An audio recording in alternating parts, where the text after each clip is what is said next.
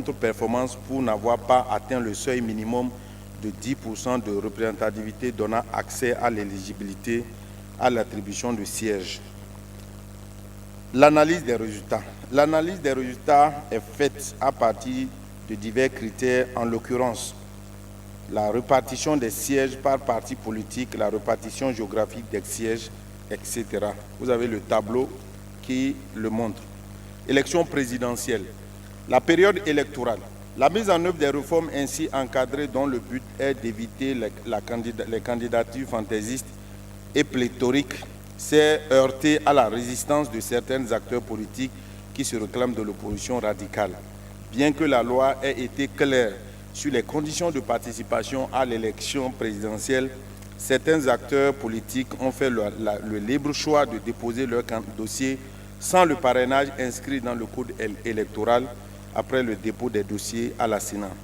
Seulement 3 duos de candidats, dont celui conduit par le président sortant et 2 de l'opposition qui ont pu réunir le parrainage nécessaire, ont vu leur candidature validée par la Cour constitutionnelle.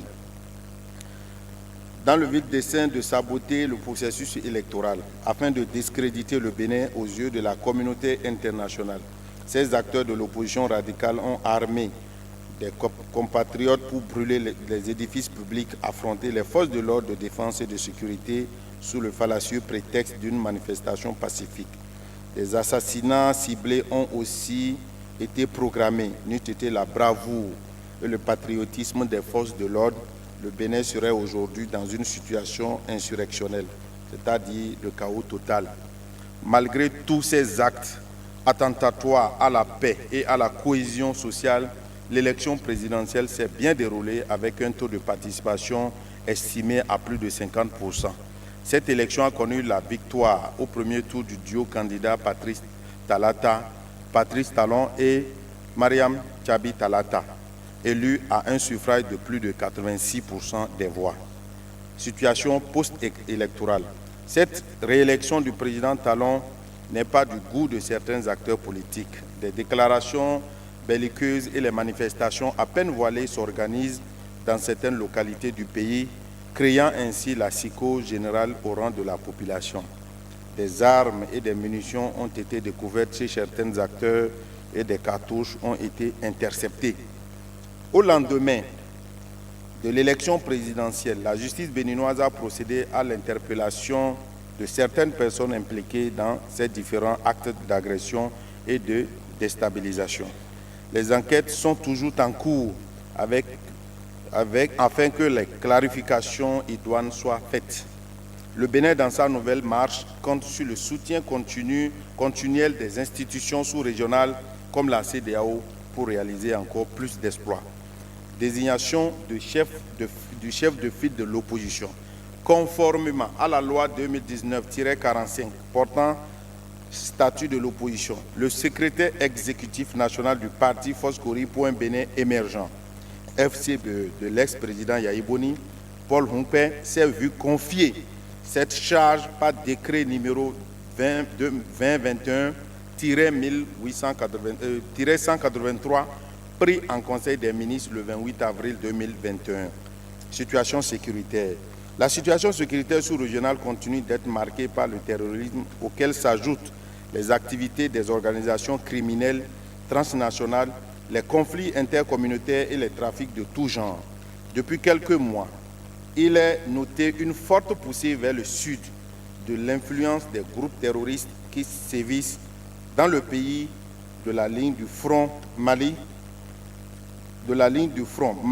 Burkina Faso, Niger. Ceci constitue une sérieuse menace pour les pays côtiers et dénote de la précarité de la sécurité sous-régionale, même si la situation paraît toujours sous contrôle.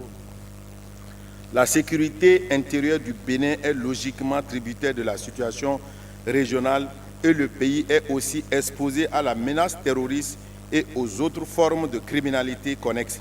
C'est pourquoi le gouvernement béninois prend les mesures pour prévenir, mais aussi pour réagir à toutes ces menaces dans une approche stratégique qui s'appuie sur la coopération en matière de renseignement et de sécurité.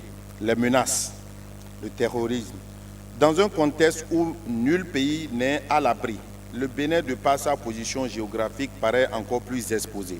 En effet, les zones frontalières nord du pays, principalement dans la région frontalière avec le Burkina Faso, il est souvent signalé par les populations la menace de personnes suspectes et parfois armées qui pourraient bien être des éléments de groupes terroristes ou tout au moins membres du réseau criminel implanté dans le département de Fadangoma au Burkina. Il est fortement à craindre que le litige frontalier qui existe entre les deux pays au niveau du village de Kwaro-Kwalou ne soit un facteur d'aggravation de la sécurité dans cette zone. En effet, les groupes criminels tirent profit de l'absence véritable d'un contrôle sécuritaire par l'un ou l'autre des pays pour en faire une zone de confort et trafic divers. Le kidnapping avec demande de rançon. Il s'agit d'un phénomène criminel qui a pris une ampleur inquiétante en 2019 et 2020. Les forces de sécurité ont enregistré une quarantaine de cas en 2019, mais en 2020, la barre de 50 cas a été franchie. Fort heureusement, les mesures urgentes prises par le ministre de l'Intérieur et de la Sécurité publique ont permis de faire baisser de façon substantielle le phénomène avec moins d'une dizaine depuis janvier 2021. La spécificité de ce phénomène est qu'il est intercommunautaire. C'est au sein de la communauté des éleveurs qu'il se manifeste, où auteurs et victimes proviennent tous du même groupe ethnique, des Peuls ou Fulani. Très souvent, c'est au sein du même cercle familial que le forfait est commis ou avec la complicité d'un membre de la famille de la victime. Cette situation est assez préoccupante car de ce que l'on peut constater dans le pays totalement entré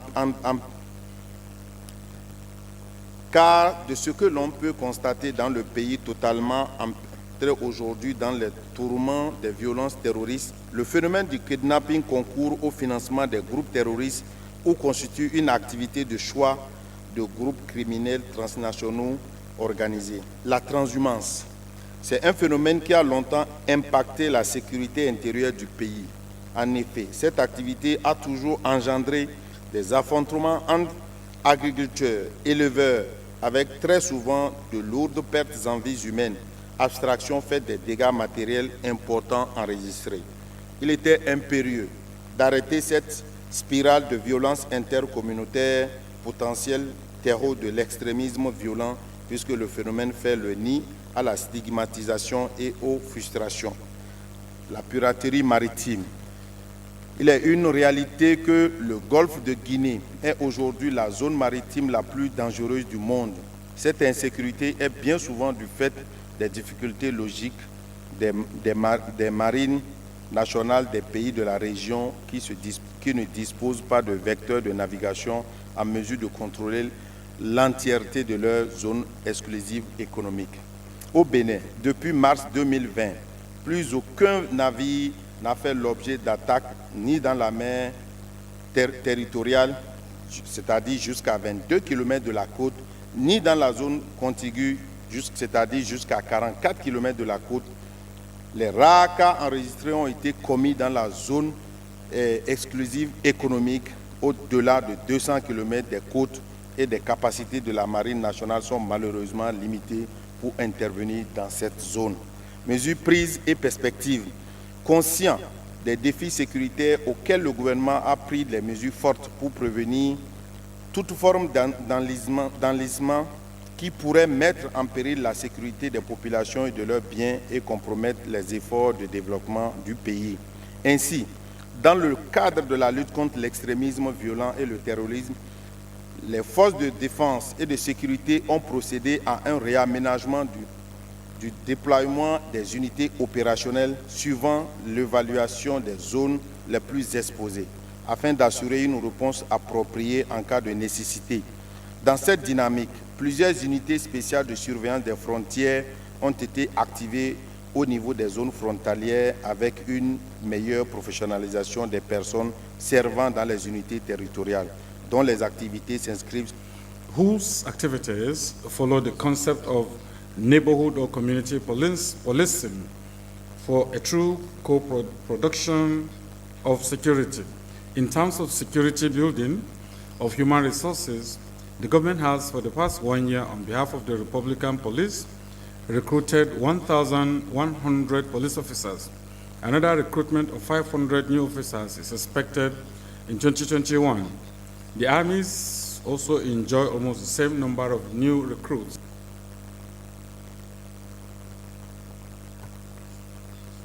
In addition, numerous sensitization activities are carried out in the field. On the one hand, by the National Commission for the Fight Against Radicalization, Violent Extremism and Terrorism, and on the other hand, by the Beninese Agency for Integrated Management of Border Areas, which enhances the construction of social community infrastructure as well as the promotion of income-generating activities for the benefit of communities. Moreover, thanks to the financial support of the UNDP, the Ministry of the Interior, through the National Commission for the Fight Against Radicalization, Violent Extremism and Terrorism, is finalizing the process of validating the strategic document for the prevention of violent extremism with the participation of all national and local entities concerned and state and non-state actors contributing to the co-production of security. This means that in the coming months, thanks to this important document, all our partners will be able to support us in the implementation of action plans and activities aimed at protecting the country from the dangers of violent extremism and terrorism.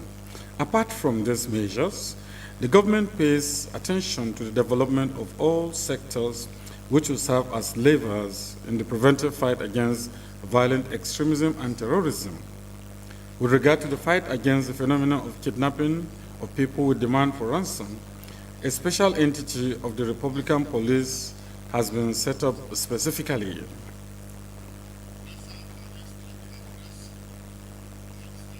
Thanks to a strategy directly involving the Fulani community for the eradication of this criminal activity, almost all of the cases recorded during the year 2020 resulted in the release of the victims without the payment of ransom. In addition, nearly 50 perpetrators and accomplices were brought before the court for the repression of economic infractions and terrorism, and since December 2020, the phenomenon has been on the decline.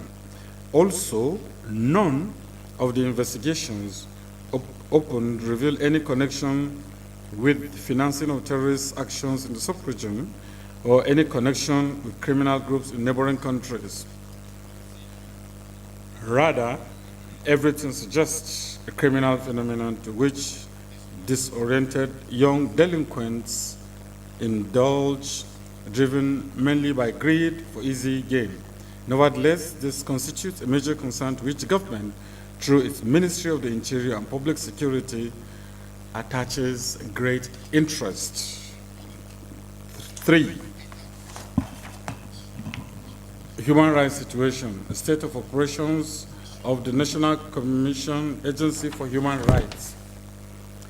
The Beninese Human Rights Commission, established by Law Number 2012-36, adopted by the National Assembly in its December 17, 2012 session, operates normally apart from the management difficulties common to any structure. As part of the renewal of the members of the Commission for a new mandate, Parliament designates its members to sit on the said committee. Members of the said commission have already taken oath.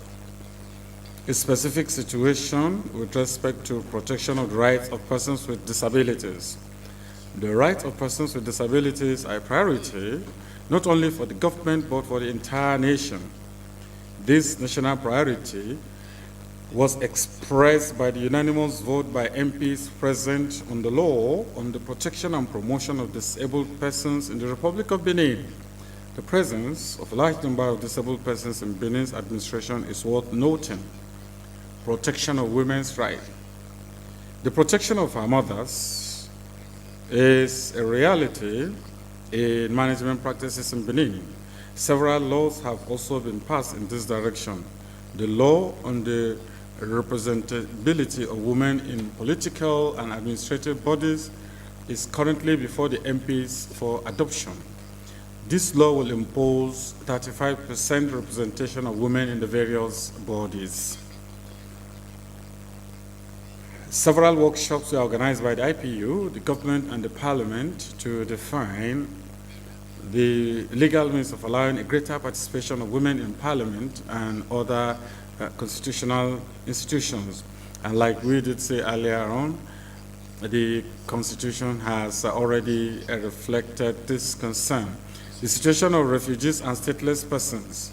The situation of refugees and stateless persons is of paramount importance for Benin. This is reflected in the presence of numerous sites for refugees on Beninese territory and the good collaboration between the United Nations High Commissioner for Refugees and the Council of Beninese abroad. Health situation. Benin, open to the world, like all the countries of the world today, experienced its first case on March 16, 2020. As at May 17, 2021, Benin has a positive index of 1.3%, which can be explained as follows. Confirmed cases 24,850, recovered 24,656, or 99.2% recovery rate. And we recorded 161 deaths.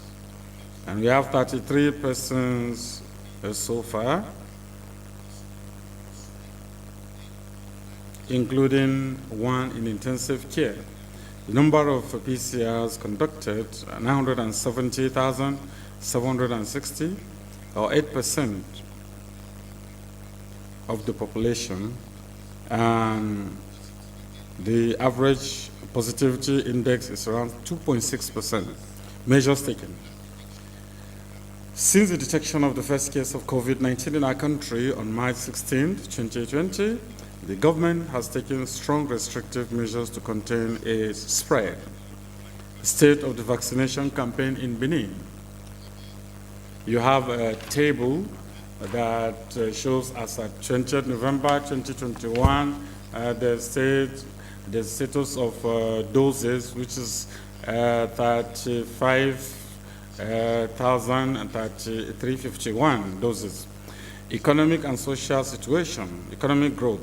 According to the IMF estimates, the world economy would experience a contraction in 2020 with a growth rate of minus 3.5% against plus 2.8% recorded in 2019 due to the global spread of the COVID-19 pandemic and response measures taken by all countries. The economies of ECOWAS have also suffered the repercussions of this pandemic, recording a general decline in activity, particularly in the manufacturing, tourism, hotel, and restaurant sectors. At the national level, the economic situation was mainly marked by COVID-19 pandemic as in other countries. This pandemic has had a very negative impact on all sectors of economic activity. Thus, the growth rate is expected to stand at 3.8% in 2020 compared to an initial forecast of 7.6% and a revised forecast of 2.3% and 6.9% in 2019. The national inflation rate in December 2020, according to the definition adopted in the UMR region, is plus 3% against minus 0.9% a year earlier and 0.8% in 2018. This level is just at the limit of the threshold set as part of the exercise of the multilateral surveillance mechanism within UMR member states. The execution of the state's financial operations as at the end of December 2020 was marked by a deterioration on the budget deficit. In fact, total receipts and grants are established at 1.2943 billion francs CFA. The total expenditure and net loans are executed at 1.719 billion francs CFA. This result is an overall deficit authorization basis, excluding 577 billion CFA at the end of December 2020. As for the overall deficit, authorization basis, including grants, it stood at 425.6 billion francs CFA at the end of December 2020. Relative to nominal GDP, the overall deficit, including grants, will stand at 4.8% in 2020 for an initial projection of 5.1%, and against an achievement of 0.5% a year earlier, thus reflecting the effects of the health crisis linked to COVID-19 on the management of public finances. This level of deficit was made up by domestic and external financing of 158.4 billion francs CFA and 370 billion francs CFA respectively. The ratio of outstanding public debt to nominal GDP will stand at 48.1% in 2020. Regarding balance of payments, the BCAO estimates for the year 2020 with respect a current account deficit of 353.5 billion francs CFA, representing 4% of GDP, against a deficit of 340.2 billion in 2019, an increase of 13.3 billion francs CFA. In 2020, the monetary situation was characterized by an increase in the money supply of 15.8% compared to its level a year earlier. This increase in the money supply is mainly driven by not only net foreign assets, but also domestic claims, which posted an increase of 13.8% and 27.4% respectively compared to their 2019 level, despite the slowdown in economic activity in 2020 related to COVID-19. Other major economic aspects. The other facts are linked to the numerous reforms implemented by government. We can cite, in particular, in the agricultural sector, the state has endowed the sector with a new administrative and support system for the actors of the sector with the aim of separating the sovereign functions and support functions for the development of the agricultural sectors. The system relates to the creation of 7 agricultural development posts. The administration of each PDA is operationalized by a territorial agency for agricultural development, for the promotion of priority sectors by pole, the creation of 12 departmental directorates of agriculture, livestock, and fisheries, for the control and application of regulations and standards, the creation of regional agricultural development poles to promote key agricultural sectors. Thus, the following actions have been initiated and will continue. These are: 1, support for pineapple exporters for access to the European Union market. 9 companies with 54 valid health certificates issued, and 1,020 tons exported to European Union markets. 2, the production and distribution of certified seeds for the benefits of producers in rice, corn, market gardening, cashew seeds, grafted plants, vitro plants, and pineapple shoots. 3, the establishment of the revolving fund by certain projects to support seed farmers in production and facilitate access to producers. 4, the development of high-value added sectors, pineapple, cashew nuts, market garden products, and conventional sectors, maize, rice, cassava, milk, meat, table eggs, fish. 5, the availability and accessibility of quality seeds and inputs. 6, support for structural investment, agricultural development, mechanization, and rural roads. 7, strengthening of the institutional framework for the development of the agricultural sector.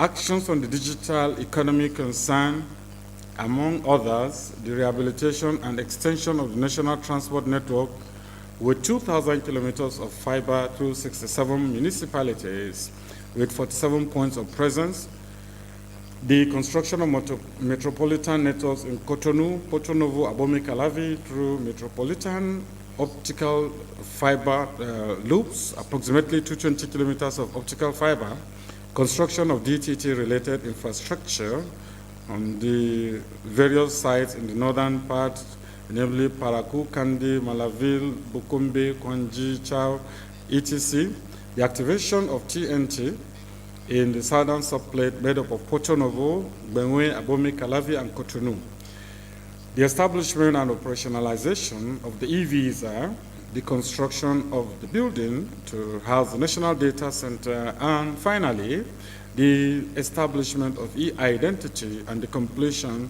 of the first phase of RAVIC.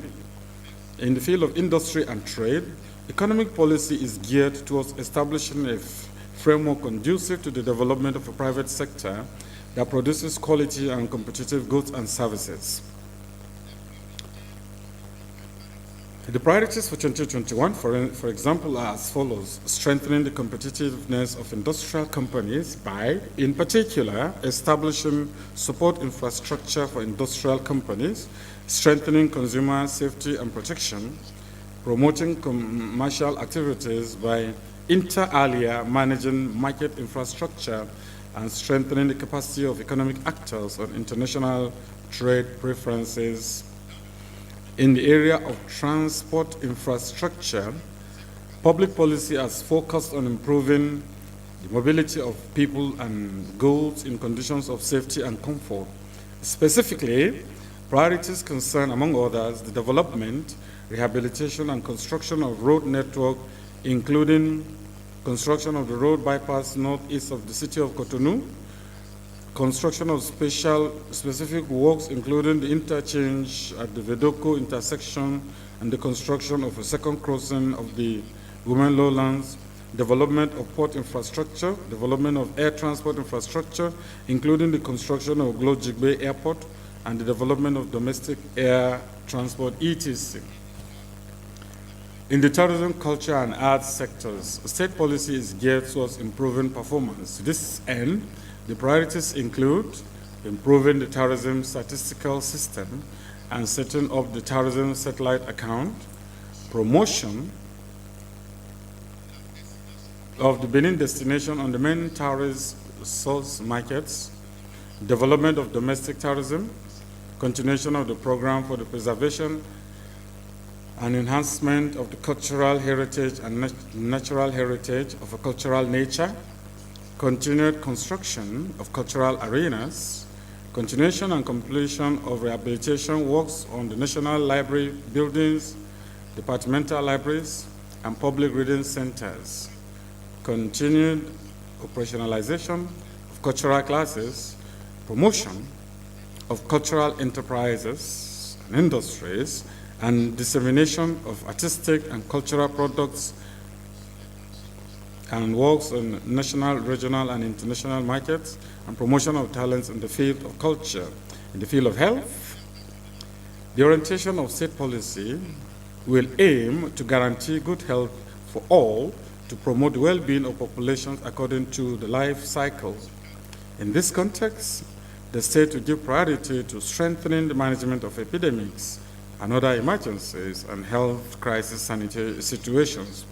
The scaling of the health insurance component of the ARCH project, which is currently under implementation, recruiting new health workers, including community workers, continuing to strengthen the technical platforms of hospitals and health facilities, strengthening and bringing health infrastructure up to standard, including continued construction of the Abomey-Calavi Regional Referral Hospital, etc. With regard to small and medium-scale enterprises and the promotion of employment, economic policy will focus on one hand, on increasing the productivity of the economy, and on the other hand, on promoting sustainable employment. More specifically, to be a question of strengthening the competitiveness of SMEs through, in particular, their upgrading, the establishment of a diversified financial mechanism integrated and adapted to the needs of SMEs, and support for informal units formalization, implement new employability enhancement programs, and improve governance of the craft sector, etc. In the field of energy, public action will focus on the provision of quality energy services in sufficient quantity and at optimal cost conditions. To this end, The priorities will be: 1, increasing the population's secure access to electricity, promoting the diversification of energy sources and the rational use of energy, improving the management of the sector, increasing national capacities for the production and transmission of electrical energy through, inter alia, the construction of 136 megawatt IPP thermal power plant in Maria Gleta, which is already completed, and the construction of 25 megawatts Genesis IPP thermal power plant, the construction of a 10 megawatt Green Heart Power Africa IPP solar power plant, the construction of 50 megawatt IPP solar power plant in Natitigu, Jugu, Paragu, Baigun, with the support of MCA Benin, construction of a floating storage and regasification unit. In terms of water and mines, the policy will target access to drinking water, sanitation, and the development of water, land, and related resources. The priority will be to contribute to improving the performance of the water and mining sector, promote the rational and sustainable management of water resources, ensure equitable and sustainable access to drinking water for populations in urban areas, and universal, equitable, and affordable access in rural areas.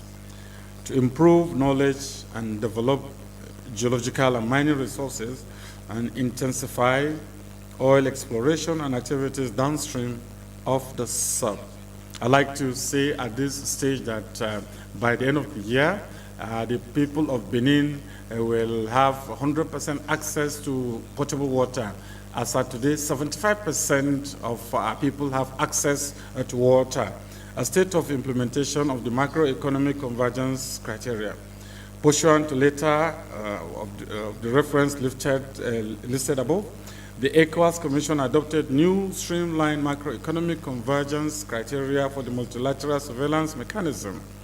Those from 11 convergence criteria, 6 were selected, including 4 primary and 2 secondary. For the year 2018, Benin met all the other criteria except the one relating to the budget deficit ratio, including grants on commitment basis nominal GDP, primary criteria, ratio of the overall budget balance, including grants to nominal GDP. This ratio would stand at minus 4.7% of GDP in 2020 against minus 0.5% as of December 31st, 2019, thus reflecting the effects of the COVID-19 pandemic on public finances. The average annual inflation rate will be plus 3% in 2020, below the community standard adopted as part of the exercise of the multilateral surveillance mechanism. The financing of the budget deficit by the central bank as a percentage of fiscal revenue for the previous year is 0. In accordance with the UMOA directives, suspending statutory advances. Gross import reserve, these are estimated at 5.9 at the end of December 2020 in compliance with community standard. Secondary criteria, public debt nominal GDP ratio represent 46.1% of GDP in 2020 against 41.2% in 2019, representing an increase of 4.7% point, but still falling below the community threshold of 70% at maximum retained in the union. The variation of the nominal exchange rate, this ratio is not yet available at the end of December 2020. You now have the table that captures all these indicators. A state of implementation of ECOWAS community tax, payment of ECOWAS community levy proceeds, a state of payments in the community levy account. Benin applies the community levy on custom procedures in accordance with the provision of the said protocol. The Ministry of Economy and Finance has taken measures to ensure that community levy revenues collected by customs units are directly transferred to the ECOWAS accounts opened with the BCAO since February 2018. According to data from the last ECOWAS mission on monitoring the application of the protocol relating to the community levy in Benin, during which the summary statements of the community levy produced by the General Directorate of Customs and Indirect Rights, the statement of the General Directorate of the Treasury and Public Account, the statement of the Management Company of the Single Window of Benin, and the monitoring table of the community levy of the ECOWAS Commission have faced the amount of the community levy collected and returned on behalf of ECOWAS from July 2003 to May 2018 amounts to 54,313,083,727. The amount of assessment over the same period amounted to 56,654,421,602. This data reveal an amount of unpaid community levy of 2.3 billion francs CFA. But it should be noted that in the books of the DGTCP, an amount of 281 million francs CFA is also not paid back to ECOWAS. In addition, an amount of 8 billion not paid back to ECOWAS is currently in the account of the Single Windows Operation Company from November 14, 2019 to May 10, 2021. It therefore emerges that the total amount of community level arrears amount to 10 billion from July 2003 to May 10, 2021. However, due diligence is underway to clear these arrears. Measures taken to settle arrears. Benin has made commendable efforts with regard to the implementation of Protocol A/P1/7/96 relating to the conditions of applications of the community levy. Thus, arrangements are being made to gradually clear the arrears. Challenges in the implementation of the community levy. The main challenge is the direct payment of community levy proceeds into the ECOWAS accounts open at the BCL. Benin has made this requirement since February 2018, when all community levy proceeds collected by customs are paid directly into the ECOWAS accounts at the BCL. This practice is the norm to this day.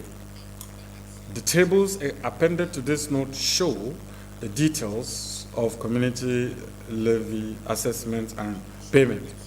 Protocol on free movement of persons and goods. The latest report of the ECOWAS Task Force indicates that Benin has surpassed all the other member states of the ECOWAS region with regard to the free movement of persons and goods, making it the best student in the community in this regard. This performance earned the head of state of Benin, President Patrice Talon, congratulations and recognition from the authority of heads of state and government. In addition, to facilitate free movement of persons and goods in the sub-region, the Economic Community of West African States has initiated, for the benefit of member states, a regional program to facilitate transport and interstate road transit. Among the achievements of this program is the construction of the juxtaposed checkpoints of Semekrake on the border between Benin and Nigeria and between Benin and Togo. The supplementary act relating to equal rights between women and men for sustainable development in the ECOWAS sub-region. Inventory in Benin on supplementary act relating to equal rights between women and men for sustainable development in the ECOWAS region. Supplementary act relating to equal rights between women and men for sustainable development in ECOWAS region was adopted by the 47th Ordinary Session of the Authority of Heads of State and Government held in Accra, Ghana on May 19, 2015. Its adoption aims to contribute to the resolution of the difficulties observed in the definition and implementation of strategies for the promotion of gender and women empowerment in the ECOWAS region. This include, among others, the ineffectiveness of women's rights despite the existence of legal instruments at all levels, the difficulty in ensuring effective and real monitoring of the commitments made by governments through legal instruments due to the lack of measurement indicators, the emergence of new issues and challenges in countries that do not always take into account the rights of African women, the need to revitalize the women's association movement in Africa through the involvement of the young generation. Far from constituting one more document for ECOWAS member states. The Act proposes accompanying measures to remedy the difficulties in the implementation of approaches to resolving inequalities. Its objectives are to have a binding instrument on the harmonization of national legislations with regional and international instruments for the protection and promotion of women's rights in West Africa for their effective implementation, to harmonize throughout the ECOWAS region the texts and policies already in place in several member states in a single document, put in place time-bound planning mechanism at the national level, periodically monitor and report on the progress of the implementation of actions relating to equal rights between women and men for development in the ECOWAS region in each member state, to set up an operational mechanism, monitoring and alert mechanism that will bring together all the players in the ECOWAS region, take into account emerging issues, and strengthen the integration of gender in development of policies and programs of the community. More concretely, the Act seems to guarantee rights such as economic, social, and cultural rights, access to justice, matrimonial and family rights, social protection of people living with disability, protection of the rights of widows and widowers, child protection, participation in electoral processes, access to education, training, strengthening of women's economic power, participation in the formulation of economic and social policies, equal access to employment and related benefits, reparation of gender-based violence, and care for victims, equal rights between women and men in media content, etc.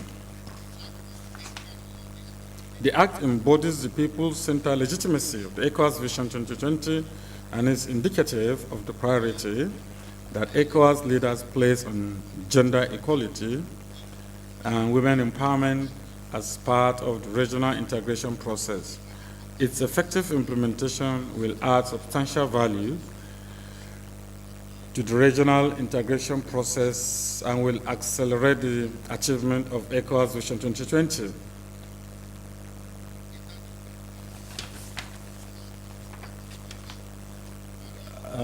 Inventory of the implementation of recommendations of the Supplementary Act. Benin's achievement in meeting the objectives of the Supplementary Act 5 years after its entry into force are manifold.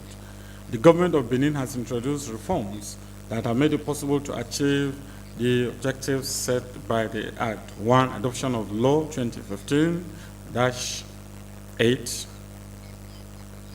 on the Children's Code in the Republic of Benin, which protects children from various abuses and exploitations.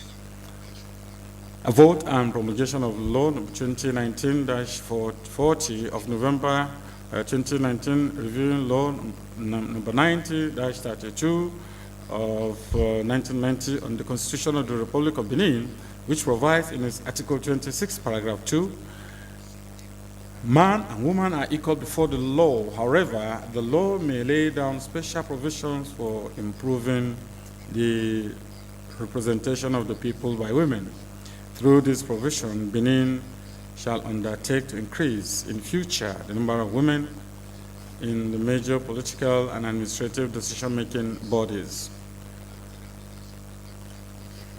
Viability and revitalization of listening and legal assistance services for victims of gender-based violence in 85 social promotion centers in 77 communes of Benin, revitalization and strengthening of human, material, and financial capacities of the integrated support centers for victims of gender-based violence, which provide holistic support for victims' health, social, psychological, and legal. Adoption of the National Action Plan of UN Security Council Resolution 1325 for the promotion of the participation of women, the process of peacekeeping in times of conflict through the development of referential on gender-based budgeting in Benin, which allocates 15% quota to women in recruitment within the Beninese army and a quota of 50% for children of troops. Granting of production and processing materials and equipment to women's groups. From 2016 to 2020, 472 women's groups, or 7,025 women, were supported with materials with a total cost of 2.4 billion francs CFA. Progressive free health care for vulnerable women and their children through the ARCH project, insurance for the strengthening of human capital, establishment of Alafia microcredit for rapid access by women to financing. The government, in partnership with microfinance institutions, make microcredit available to these women at a very low interest rate. At the end of 2020, an amount of 10 billion CFA had been made available to this project. Exemption from school fees for girls in secondary schools and public high schools. Setting up of 50 million African women. African Women Have the Floor regional project. The aim is to contribute to the economic empowerment of women by providing a network platform that will allow them to access information on financial and non-financial services. The project aims more specifically to create a platform for improving the capacity of women entrepreneurs to network and share information and to access financial services. Establishment in Benin of regional projects for the empowerment of women and demographic dividend in the Sahel, implemented by several African countries, including Benin. For Benin, this project aims to accelerate the realization of the rights and the full potential of 3,302,000 young people of both sexes to trigger the benefit of the dividend. Establishment in Benin of the African Women Leaders Network, which is a movement of African women in leadership positions and serves as a vector for increased mobilization of women from various sectors to truly influence decisions and development from the African continent. Honorable Speaker, dear colleagues, this is the substance of the presentation of Benin to our August Assembly. Thank you for your kind attention.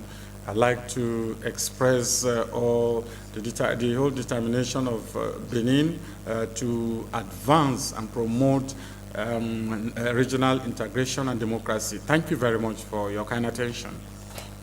Collègues du Bénin, présent, nous allons écouter. Thank you, dear colleague. And now we are going to give the floor to Nigeria to make the presentation of their country report. Nigeria, you have the floor.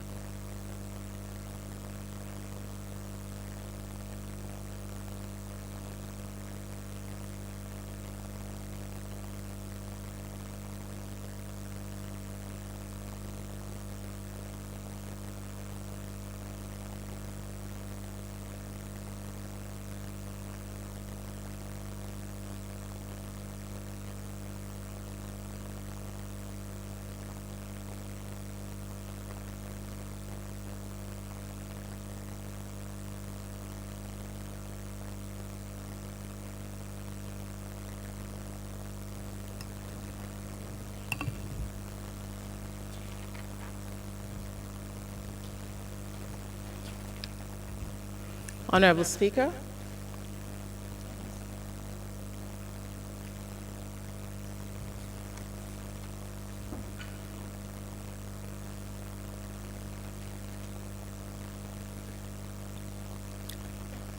Honorable Speaker, fellow parliamentarians, it is a privilege for me to present the report for Nigeria, and I'm doing this on behalf of the Nigerian delegation, which is led by the First Deputy Speaker, Right Honorable Ahmed Wase. Honorable Speaker of the ECOWAS Parliament, distinguished colleagues, ladies and gentlemen, on behalf of the Nigerian delegation to this second ordinary session of the ECOWAS Parliament, I heartily convey cordial greetings to you all from the government and people of the Federal Republic of Nigeria. We respectfully stand before you to present Nigeria's country report, which has been prepared in line with the template provided by the Secretary of the Parliament. The discussion is structured thus: political situation, security situation, human rights situation, health situation, and status of implementation of the ECOWAS text. On the issue of the political situation, currently in Nigeria, we are looking at the Electoral Bill 2021. The Nigerian political space has been agog with expectations of an invigorated electoral process. With the passing of the Electoral Bill in July 2021 by both houses of the Nigerian National Assembly, it awaits presidential assent. It is believed that the new Electoral Bill would enhance public trust in the electoral system and ensure free and fair elections through the incorporation of technological innovations.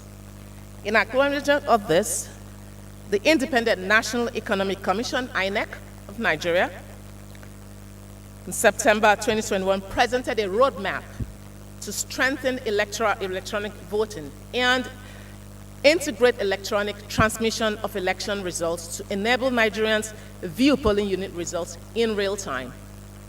It is noteworthy that the Anambra gubernatorial elections conducted in November 6, 2021 has been trailed by allegations of faulty biometric voter accreditation system called BVAS. However, with this experience, it is believed that improvements will be made to the system before the 2023 Nigerian general elections. The Constitutional Review. In furtherance of Nigerians' commitment to protecting the rights of all, the Nigerian National Assembly intensified its efforts on amending the 1999 Constitution. Zonal public hearings on Constitutional Review was organized across the 6 geopolitical zones of the country in June 2021, with 2 senators nominated in each zone. The table is there. This afforded Nigerians the opportunity to actively participate in governance by contributing to the shaping of the Constitution. It is interesting to note that Nigeria is trying to increase women participation in the political space through this. We're going to see how that works. Dealing with the security situation, Nigeria remains stable despite pockets of insecurity incidents. The country has recorded several victories in the fight against insurgency and banditry. The situation report on Boko Haram insurgency. On the issue of the above, in August 2021, the Nigerian government, through intensive efforts of the Nigerian Army, recorded a milestone in the fight against local terrorism, with at least 186 members of the Islamic State West Africa ISWAP and Boko Haram surrendering to Nigerian troops. As a result of this recent unprecedented mass surrender of ISWAP and Boko Haram members, security incidents in their operating areas of the Northeast have significantly dwindled. In September 2021, the Nigerian Army also raided an improvised explosive device, IED, materials hub in Borno and Yobe states, and also succeeded in arresting a high-profile Boko Haram member. The operation was carried out by the Joint Task Force, Northeast Operation of Hardin. On the issue of herders and farmers' conflict, Nigeria has recorded significantly reduced security incidents from herder-farmer clashes. This positive outcome is reportedly attributed to the anti-open grazing ban that was declared by the governors in the southern states of the country earlier in the year. In September 2021, the south-south side, the state of Bayelsa, confirmed that the enforcement of the anti-grazing law has effectively restored calmness in the state and has reduced the constant frictions between the herders and other residents of the state. The security incidents in the southeast Nigeria. Although there has been increased security incidents in the southeast state of Nigeria, the region remains very stable. These security occurrences are largely as a result of the activities of the proscribed indigenous people of Biafra group, and of course other criminal elements that try to use the situation that is in play. And these operations have wreaked havoc in the region. The region has recorded over 200% increase in killings and violent attacks on civilians and government forces since the capture of IPOB's leader in June 2021. The leader of the group is currently in custody and being charged with treason. But as a result of the Nigerian government's commitment to bring peace and tranquility to the region, the security situation in the Southeast has improved dramatically. The security in the Gulf of Guinea.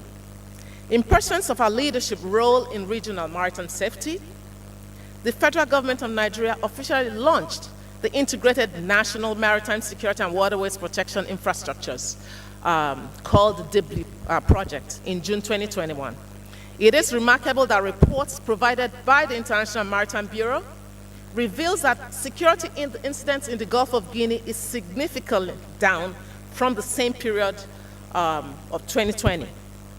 As a significant player in the Maritime Organization of West Africa and Central Africa, MOCA, Nigeria will continue to champion the fight against insecurity in the Gulf of Guinea.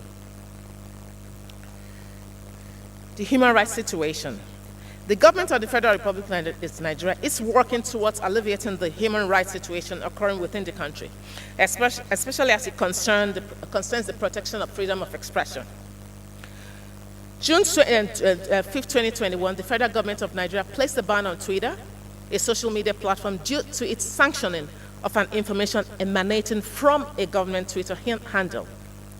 This was considered by the federal government as a breach of its freedom to publicly address its citizens, and thus barred the platform from operating in Nigeria.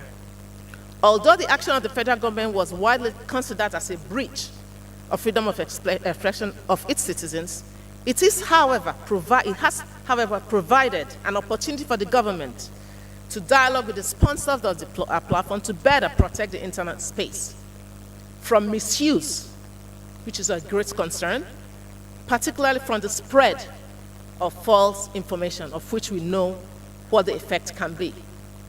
In furtherance of this agenda, the ban on the platform has been conditionally lifted, barring the completion of certain stipulated terms geared at protecting the public.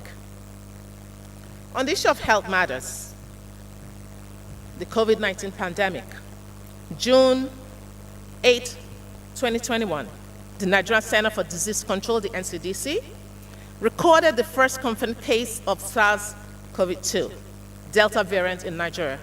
The variant was detected in a traveler to Nigeria following the routine travel test required of all international travelers at the NCDC National Reference Laboratory in Abuja.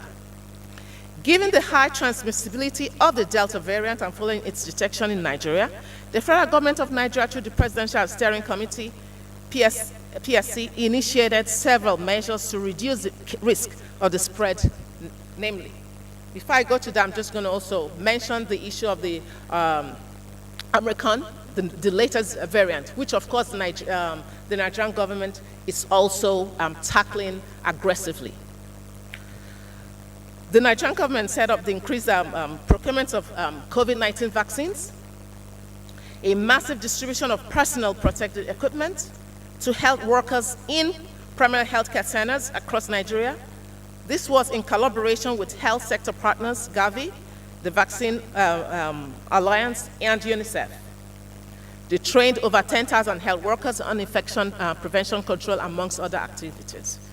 Issuing of a directive that all government employees be vaccinated against the COVID-19 virus before December 1st, 2021, as vaccination will subsequently become a prerequisite for gaining access into government buildings.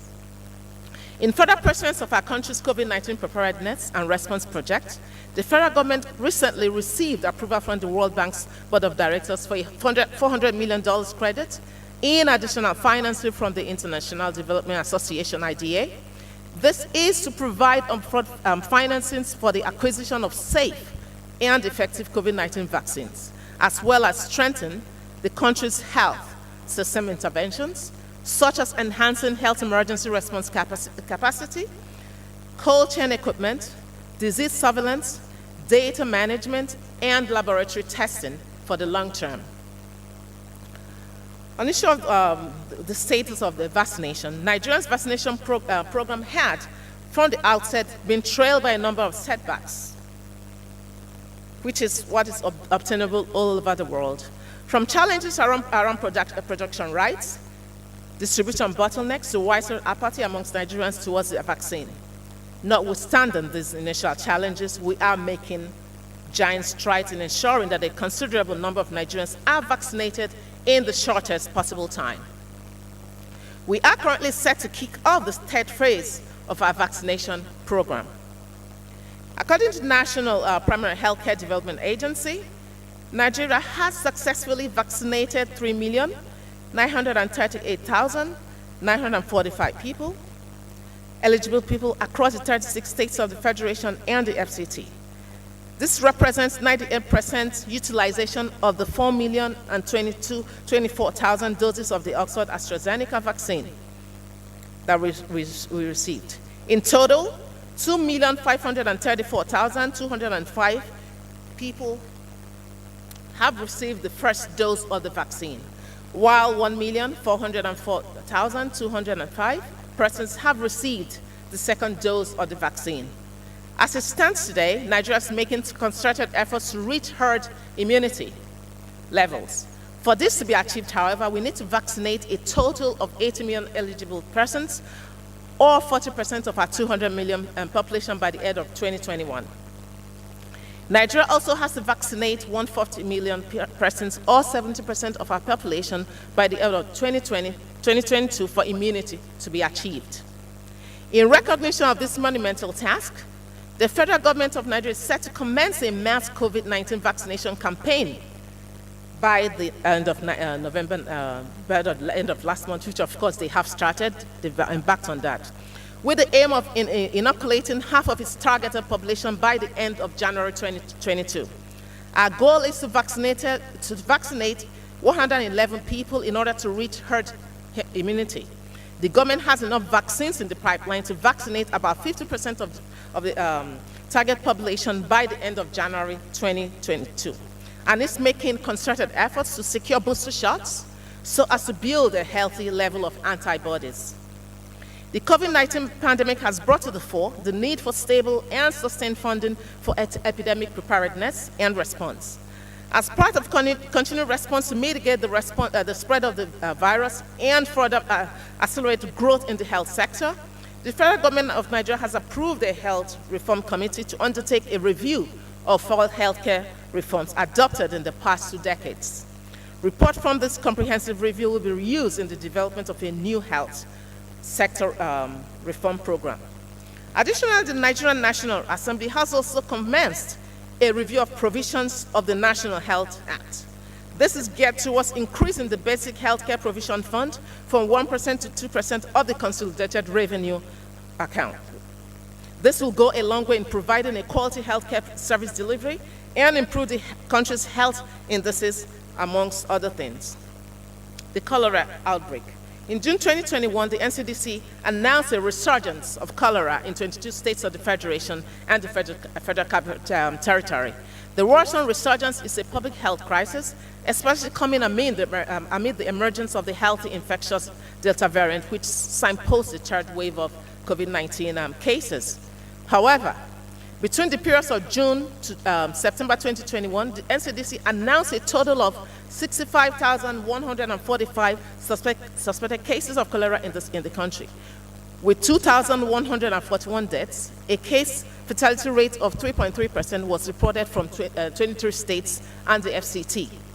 The federal government, in a bid to stem the tide, flagged out of a sensitization campaign geared towards improved environmental hygiene across the country. The campaign which was a collaboration between the NCDC, NGOs, and other stakeholders, were hugely successful, as they effectively educated the general public on the cholera preventive and control measures, thus averting a further spread of the disease. The campaign against drug abuse. In Nigeria, the drug use prevalence is significantly higher than the global average, according to recent reports. The commonly abused drugs include cannabis, cocaine, amphetamine, heroin, diazepam, codeine, cough syrup, and tramadol. The National Drug Law Enforcement Agency, NDLA of Nigeria, has cracked down heavily on the importation and distribution of illicit drugs.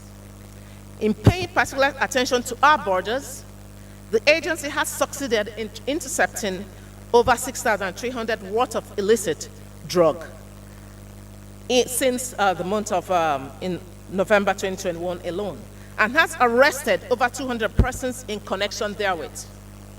With an inward focus, the agency is currently going after local distributors and retailers of illicit drugs, and in the same vein, setting up rehabilitation centers in various parts of the country for the already addicted.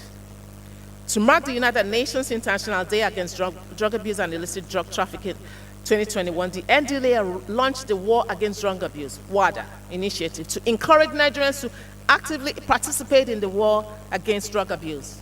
The initiative includes public awareness program and advocacy aimed at highlighting the dangers of drug abuse in our communities.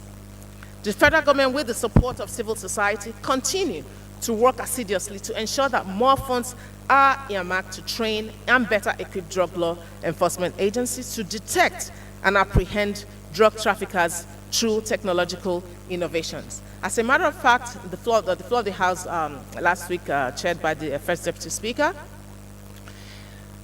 the House passed a motion, because this is our budget period, to make sure that we provide more funds for the NDLA to take care of this situation. So it's good to report that Nigeria is taking active, steps in addressing this situation. The status of our implementation of community tax. Nigeria remains committed to fulfilling her financial commitments to the community. Although the country is months in arrears in its community levy, she works assiduously towards fulfilling her obligations in this regard. It's also interesting to note that on the issue of gender-based violence, that the House also passed the amendment of the Administration of Criminal Justice Act, in which sentencing for the offense has really been increased. And that is really going to work, because we have a situation in Nigeria where there's an increase in that. And of course, there's also an increase in convictions when it comes to rape of minors. In conclusion, without a doubt, development in the West African sub-region has been impacted greatly by the COVID-19 pandemic, with its more contagious Delta variant that has resulted in extreme pressure for already scarce resources. These challenges are straining democratic structures, and the effect is felt through changes in politics, security, and other socioeconomic dynamics. Notwithstanding, the Federal Republic of Nigeria remains steadfast in the face of the challenges and urge other community members to be resolute in the fight to wrest our economies from the abyss through collaboration, integration, and a shared vision of development for the West African sub-region.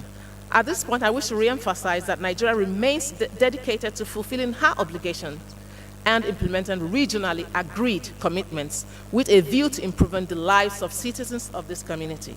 Finally, on behalf of the Nigerian delegation of parliamentarians, I thank you for your attentiveness. Long live ECOWAS Parliament.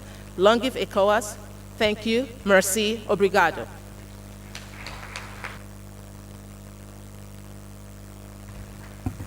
Thank you very much. Appreciation to the countries so far that have presented their report. The general debate is now open. Members of Parliament who wish to intervene are invited to register on the intervention list.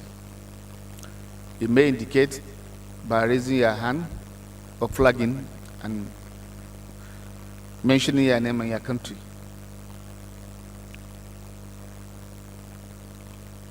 SG, at the estimate end there. Okay.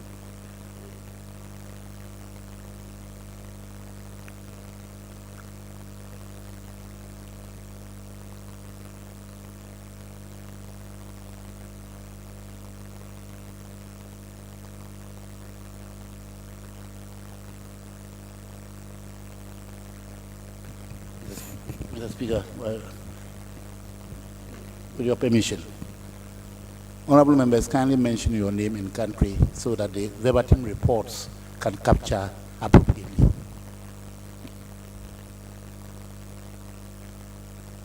Savadogo du Burkina Faso.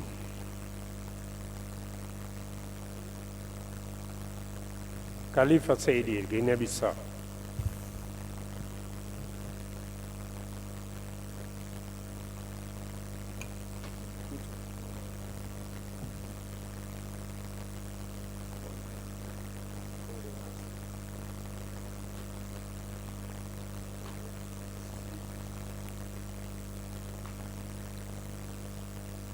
You have to mention your name and your country. Sakande.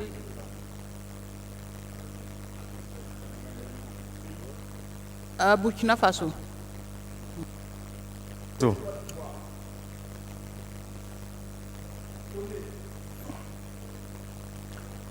Nabier, Burkina Faso.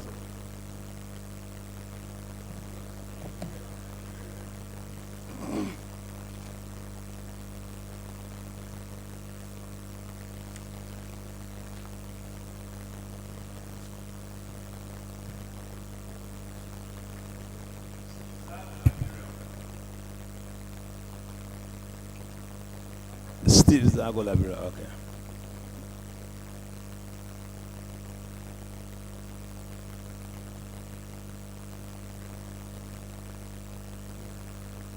Marciano, indi Guinea-Bissau.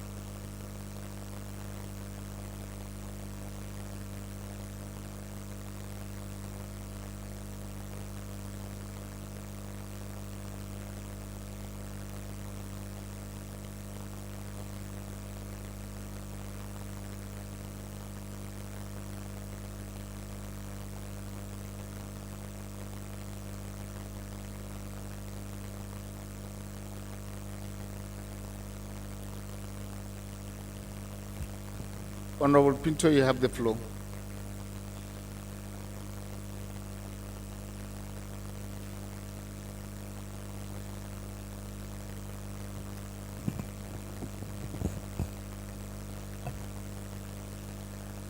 Obrigado, presidente em exercício. Quero felicitar esse relator de 3 países que eu ouvi. Esses relatores Interpreters.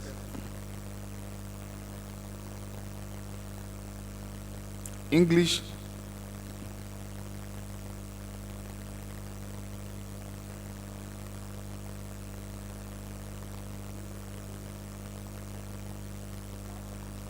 Start again, Honorable Pinto.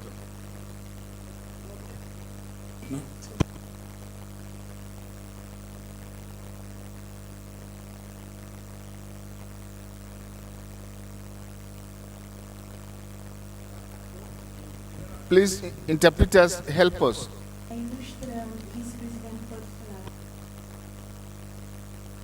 Posso falar?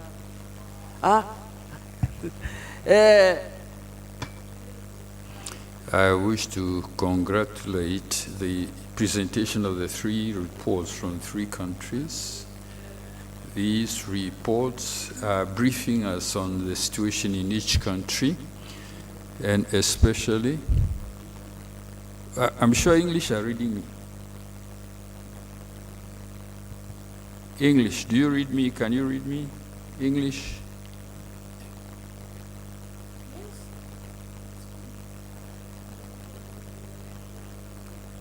In other words, the quality also has improved over the last years. We know that the security is precarious in our region, but let me congratulate the Burkina Faso presenter who expressed all the concerns. You are getting it? Okay. Go ahead, Honorable Pinto. Sobretudo, aquele que ouvimos sobre o relatório. And the Burkina Faso, Benin, and Nigeria, the reports. Our concern now is with the instability in our sub-region. This instability,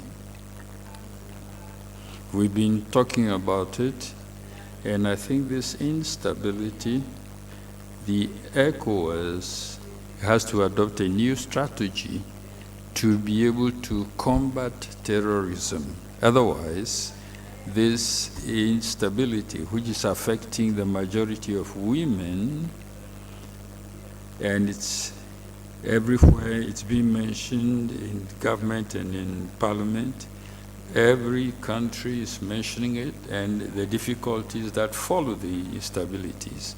So the women are in charge of children, and they are taking care of refugees, and we will now, the MPs here in the parliament, we will have to do something. Now the second concern, we listened yesterday to the commission, and everybody was talking about terrorism in our sub-region and the number of deaths and victims. Burkina Faso, Benin, Niger, Nigeria, and it's spreading everywhere. So I think this subject calls for a new strategy to combat it. So this is what I want to insist upon. Besides that, I've congratulated the three countries, Burkina Faso, Benin, and Nigeria, for your reports. Last year, we know that Nigeria suffered a lot with the girls that were kidnapped and then the boys kidnapped from school. But we are all concerned with the situation that is happening everywhere, Burkina Faso, Benin, and Nigeria. ECOWAS must adopt a new strategy to combat this disease. Thank you very much for your attention. Thank you very much. Sawa Dogo, you have the floor.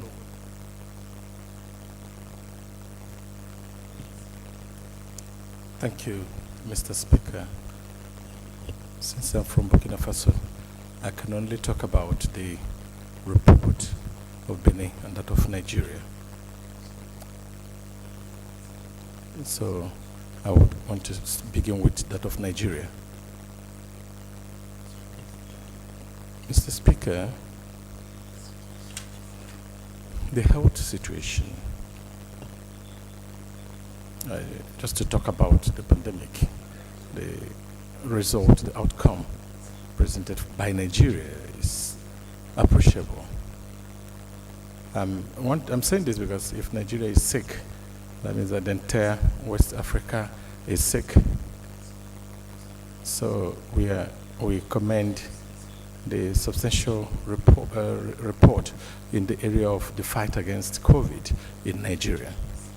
I must also, talking about Nigeria, deplore the low presence of the Nigerian delegation in the hall. We that are coming from outside, we are always surprised. We don't need to continue to repeat it. When we don't see our colleagues from Nigeria massively represented in the hall, we always be happy to have our Nigerian colleagues around. That each time we are in Nigeria, we want them to be massively represented in the hall. Having said that, I tried to look at the Nigerian report.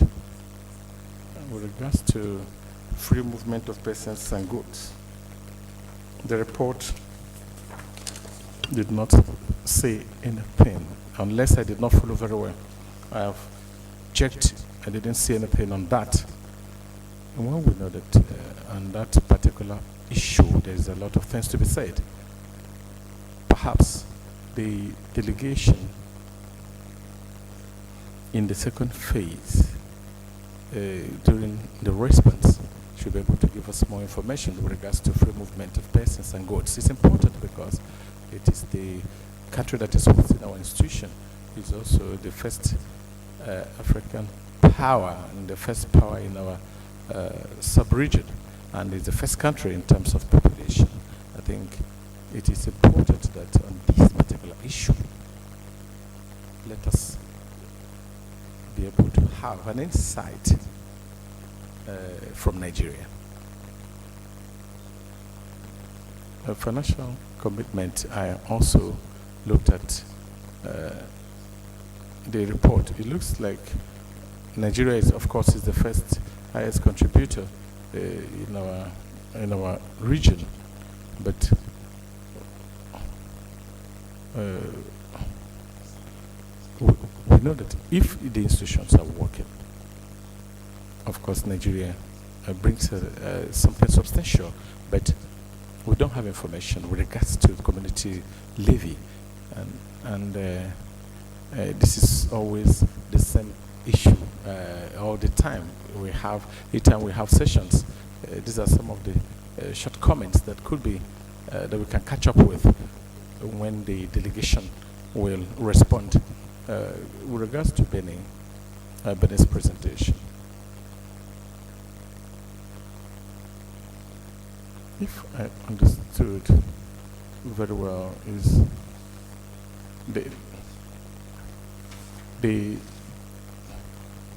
I would want the Benin delegation to explain to us the voting pattern, and I understand that only 5 political parties participated in the local elections. In principle, we can commend that. But in my country, we have more than 200 political parties.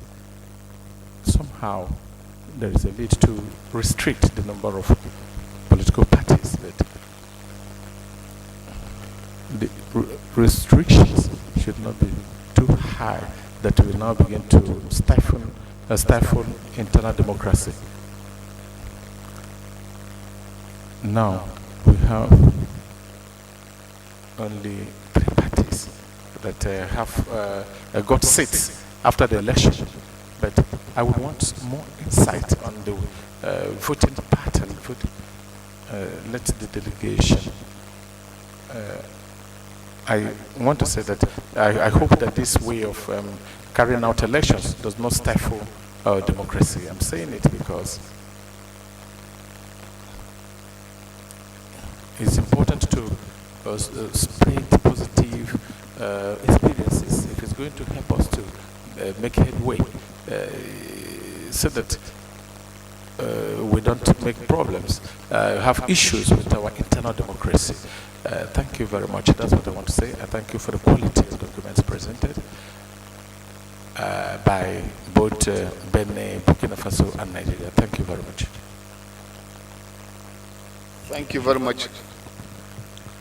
Honorable Sakandi, you have the floor. Ilustre Sakandi tem a palavra. Obrigado, Sr. Presidente. Gostaria de me associar àqueles que me avançaram para felicitar os 3 apresentadores, incluindo o MER, que apresentaram o relatório agora de manhã. Gostaria de felicitar a República Federal da Nigéria, que, por uma vez, participou no grupo de primeiros países a apresentar o relatório. Agora tenho algumas perguntas para o Benin. Oh, sorry. Hello? Hello? Can you hear me? Can you hear the interpreter? The mic went off. It was a technical issue. The mic went off. Okay.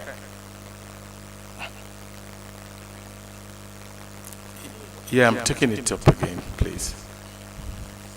I was saying that I must commend and congratulate the three countries that spoke for the quality of the report. And I must congratulate Nigeria that for the first time is one of the countries that is making presentation of the report on the first day. I have some questions to Nigeria and Benin. With regards to Benin, they talked about a microcredit alafia, which helps a quick access to credit, to loan by women. I want them to give us more information with regards to this loan. Let us give us more information about this loan regarding Nigeria. On page, there's no page 4, I think. Second paragraph, they talked about the election of Anambra gubernatorial election that happened in 2021. And they had where they used the biometric electoral system, and then they can give us more information on that. They talked about the modification of constitutional review. What happened to the amendment of this constitution? What happened? We want to have more information on that. Why did you want to review your constitution? And what are major innovations that were brought about in this new constitution that was to be reviewed? Thank you. Thank you very much. Honorable Honorable Nimai Nebie, have the floor.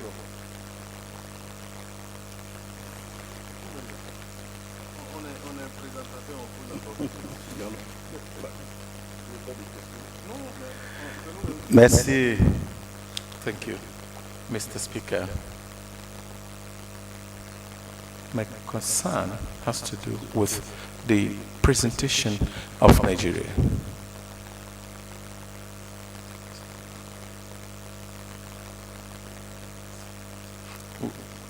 With regards to security in the Gulf of Guinea, I would want to know, with other countries of ECOWAS, what are security actions that have been taken, that have been able to take together, especially with Benin, Togo, with Côte d'Ivoire? I can go on and on. Because by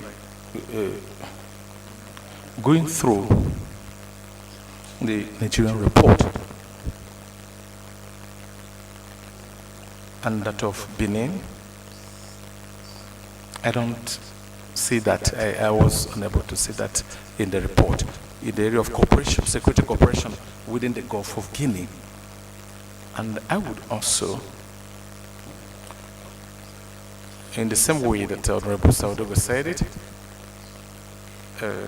come back to the issue of community levy. The point number 6 talks about the implementation of community tests. They say that in spite of many, although the country is months in areas in its community levy, she works assiduously towards fulfilling her obligations in this regard. I think that at the first session, this concern came back. I think that it's important that we try to see the status of community levy in Nigeria, the status of community levy in Nigeria. For Benin, in the table relating to community levy in annex,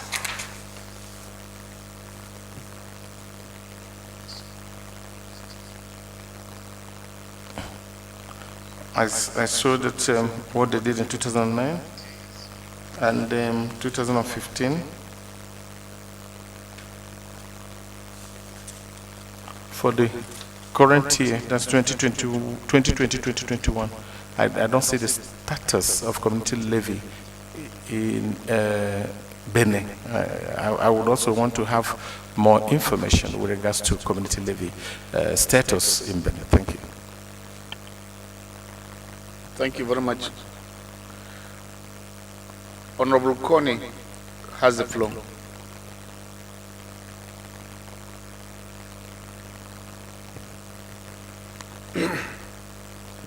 Merci, Monsieur le Président. Thank you, Mr. Speaker. Mr. Speaker, I would want to go by all the congratulations to all the countries that made their presentations. So I want to join in also congratulating them. My intervention will be on the report of Burkina Faso in the area of health situation, and also the issue of farmers' situation in Nigeria. With regards to the report of Burkina Faso, they talked about the will for the defense of the fatherland, which for me raises the issue of what we could call pro-government militias.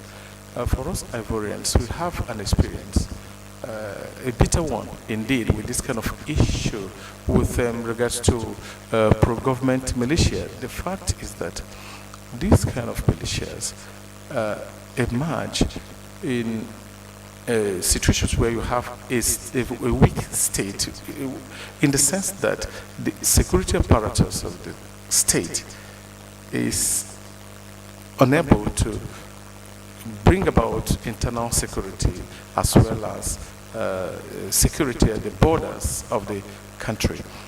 What happened in our country makes me to bring up this up with Burkina Faso. It is that in Côte d'Ivoire, after the problem of the rebellion problem in 2002, that's the Ivorian Democratic Movement, we had the issue of the elite in power that called for this national patriotism. And this patriotic call was a calling on the youth to control the inflow and outflow from all villages and towns under the government forces. And gradually we had a problem of blockages, that people were blocking road, and that brought about pro-government militias that were armed. The issue was that generally this kind of militias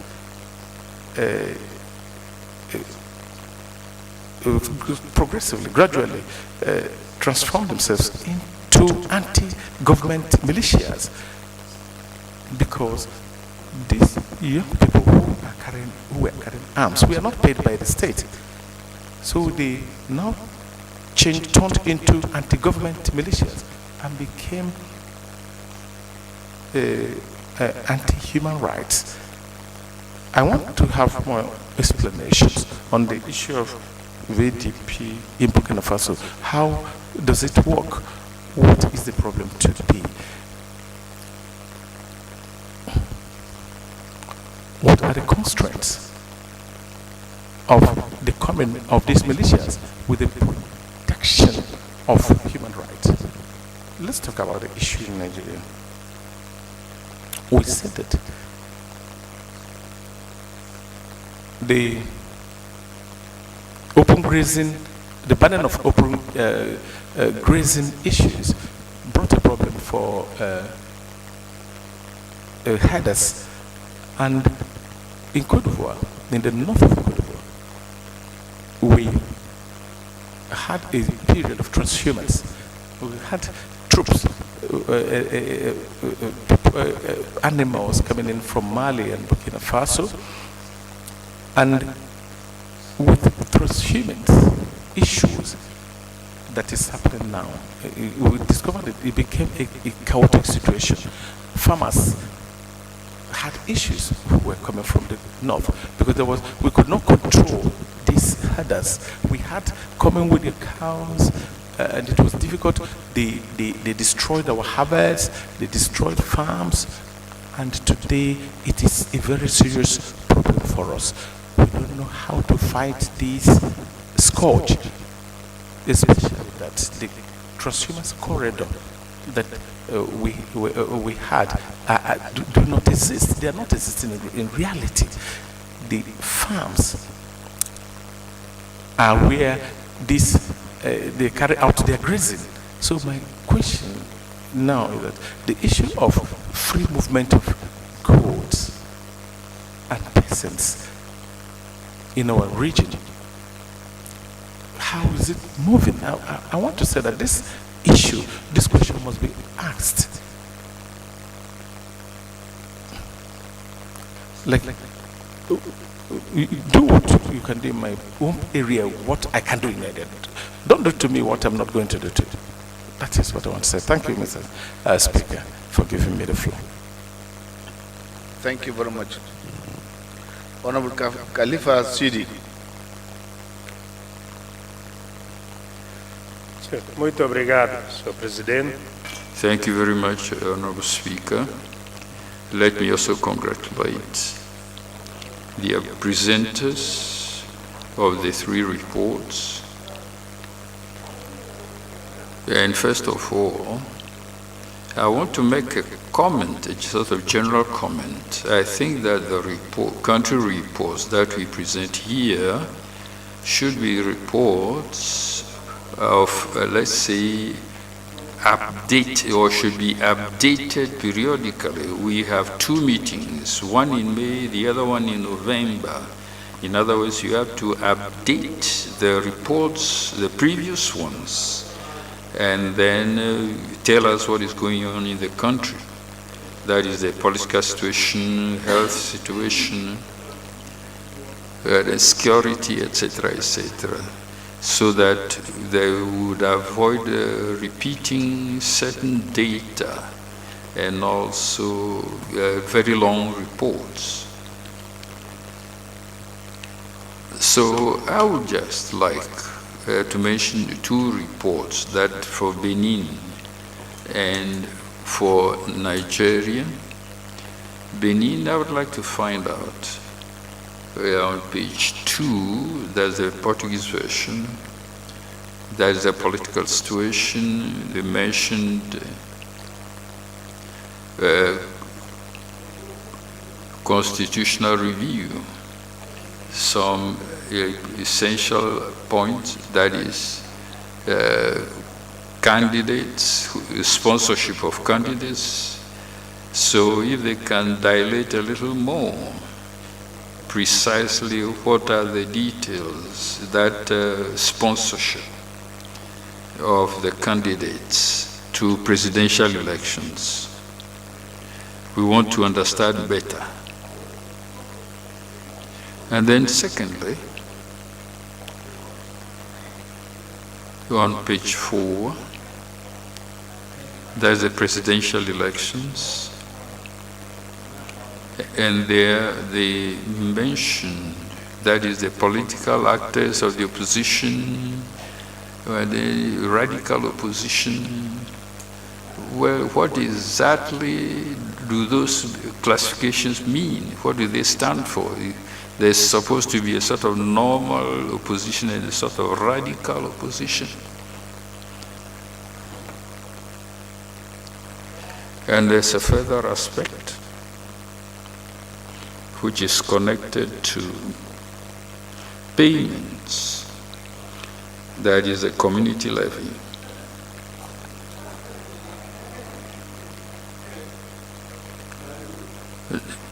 Now, the attached table, and then that table ends in March 2018. That's about 3 years ago. So we'd like to find out if they don't have a table that's a sort of updated to either 2020 or 2021, if possible. So if they can provide the figures that are more up to date as regards the community levy payment. Now, Nigeria's report. Also, I have two issues to raise. That is the pandemic, that is the vaccination.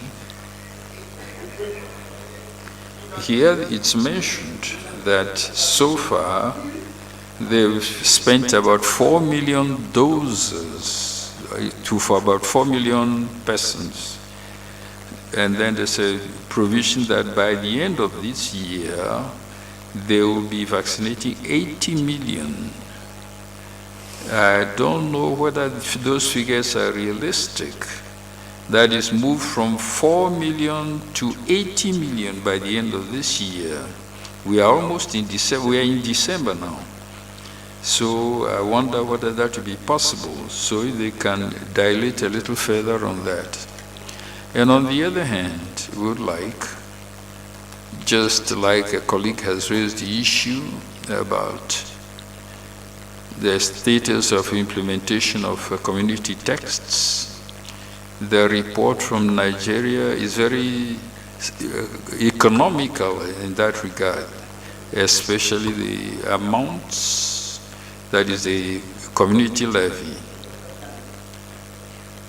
What is the amount that is owed by Nigeria, or let's say the arrears? What is the amount of the arrears of Nigeria, and how much has been paid so far? So I think that's very important, because Nigeria is the biggest country, and we know that they pay more. And that helps the financial situation of the community. So if we can just find out how much they owe in arrears and how much they've been able to pay so far. Thank you.